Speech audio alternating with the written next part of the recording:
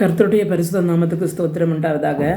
மத்தாய் எழுதின சுவிசேஷம் 5வது அதிகாரம் அதன் 36வது வார்த்தையிலே நாம் இப்படி வாசிக்கிறோம். உன் சிரசின் பேரிலும் சத்தியம் பண்ண வேண்டாம், அதன் ஒரு மயிரையாவது வெண்மையாக்கவும் கருப்பாக்கவும் உன்னால் கூடாதே என்று காண்கிறோம். என்ன அருமையான தேவனுடைய பிள்ளைகளே, அதன் மேலே இருந்து 33வது வார்த்தையிலிருந்து நாம் வாசிக்கும்போது கர்த்தர் அதில் என்ன சொல்கிறான்னு சொன்னார், கள்ள சத்தியம் செய்யக்கூடாது என்று ஆண்டவர் சொல்லுகிறார்.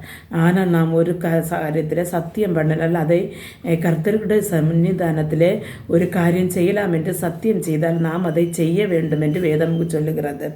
அவர் சொல்லுகிறார், நீ வானத்தின் பேரில் சத்தியம் செய்யக்கூடாது, அது கர்த்தருடைய சிங்காசனமாக இருக்கிறது என்று சொல்லுகிறார். பூமியின் பேரிலையும் சத்தியம் செய்ய வேண்டாம், அது அவருடைய பாதபீடமாக இருக்கிறது.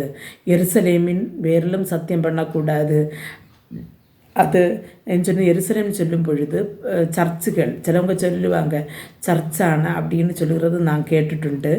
ஆனால் அதே மாதிரி சர்ச்சை பற்றியும் சத்தியம் பண்ணக்கூடாது, அது ஆண்டவருடைய நகரமாயிருக்கிறது.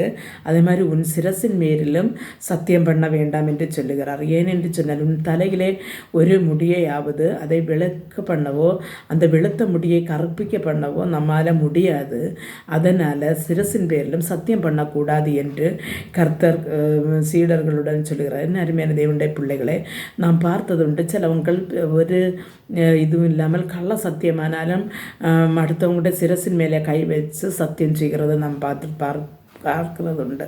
கர்த்தர் சொல்லுகிறது என்று சொன்னால் அது பெரிய தப்பு என்று கர்த்தர் சொல்லுகிறார்.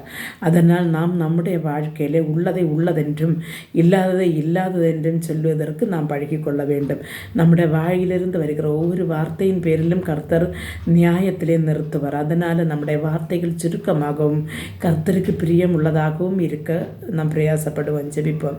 எங்களை மிகவும் அன்பாக நேசித்து வழி நடத்துகிற எங்கள் நல்ல தகப்பனே, ஆசீர்வாதமும் மன மகிழ்ச்சியுமான இந்த வேளையில் இந்த செய்தியை கேட்டுக்கொண்டிருக்கிற உமது பிள்ளைகளை ஆண்டவருடைய கரங்களை தருகிறேன். இவர்கள் தெரியாமல் ஆண்டவரே இதுவரையிலும் ஆண்டவரை சத்தியம் பண்ணி கொண்டிருந்தால் ஆண்டவர் இவர்களுடைய சத்தியங்கள் அப்படி பண்ணக்கூடாது என்று இன்றைக்கு ஆண்டவரை நீர் பேசி இருக்கிறீர். இவர்கள் இதை கேட்டு ஆண்டவரே தாங்கள் உள்ளதை உள்ளதென்றும் இல்லாததை இல்லாதென்றும் சொல்லத்தக்கதாக இவர்களுக்கு கிருபை செய்யுங்கப்பா. இல்லாத வார்த்தைகள் வாயில் வராதபடி ஆண்டவர் இவர்களுடைய வார்த்தைகளை நீர் காவல் பண்ணுங்கப்பா. ஆண்டவரே உம்முடைய வார்த்தைக்கு கீழ்ப்படிந்து ஆண்டவரே உண்மையாய் நடக்க கிருபை கொடுங்கப்பா. ஆண்டவரே உள்ளது உள்ளதென்றும் இல்லாதென்றும் மட்டும் சொல்லி தேவனுடைய கற்பனை கீழ்ப்படிந்து உடைய ராஜ்யத்தில் வரும் வரையிலும் இவருடைய கரம் பிடித்து நீர் வழி நடத்த வேண்டும் என ஜெபிக்கிறேன். இயேசு கிறிஸ்துவின் நாமத்தில் ஜெபிக்கும் போது ஜெபத்தை கேட்டு பதில் தாரஞ்செவிட தகப்பனே, ஆமென்.